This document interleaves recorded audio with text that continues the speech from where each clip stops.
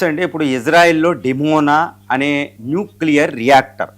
దీని మీద Iran attack అనేది ఇప్పుడు ప్రపంచంలో అతిపెద్ద సంచలనంగా మారింది. ఎందుకంటే ఇప్పుడు ఇరాను తన యొక్క హైపర్సోనిక్ గ్లైడ్ వెహికల్స్, అదేవిధంగా అధునాతనమైన డ్రోన్ల ద్వారా అది ఏం చేసిందంటే ఇజ్రాయెల్ మీదే అటాక్ చేయడం.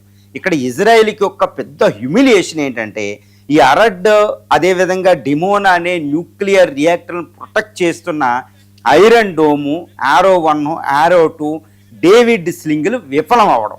అందుకనే బెంజమిన్ నెతన్యాహు అదేవిధంగా వాళ్ళ రక్షణ శాఖ మంత్రి వేరియస్ మినిస్టర్స్ దాన్ని విజిట్ చేసి అక్కడ ఎందుకు ఎయిర్ డిఫెన్స్ సిస్టమ్లు పనిచేయలేదు, ఇంటర్సెప్టర్ పనిచేయలేదు, మిసైల్ డైరెక్ట్గా ఎందుకు తాకినాయో వాళ్ళు ఎంక్వైరీ కమిటీ వేశారనమాట. ఎందుకంటే ఇజ్రాయేలీ పీపుల్కి ముఖ్యంగా వాళ్ళ మీద తిరగబడినట్టు తెలుస్తుంది. ఎందుకంటే అరాడ్ సందర్శించినప్పుడు ఒక మినిస్టర్ని ఇరానియన్ పీపుల్ అటాక్ చేశారని కూడా అక్కడ మనకు అర్థమవుతుంది. ముఖ్యంగా గ్యావిర్ అనే మినిస్టర్ని వాళ్ళు అటాక్ చేశారని తెలుస్తుంది. అంటే ఇక్కడ ఇజ్రాయెల్ యొక్క ఎయిర్ డిఫెన్స్ సిస్టంలో ఫెయిల్ అయ్యాయి, ఇరాన్ యొక్క మిసైల్స్ని అడ్డుకోలేకపోయాయి, దీనికి ఎంక్వైరీ చేస్తున్నాం అని ఇజ్రాయెల్ ప్రకటించడం జరిగింది. ఇది అతిపెద్ద సంచలనంగా మనం చెప్పుకోవచ్చు. అంటే ఇరానియన్ మిసైల్స్కి తిరుగులేదు.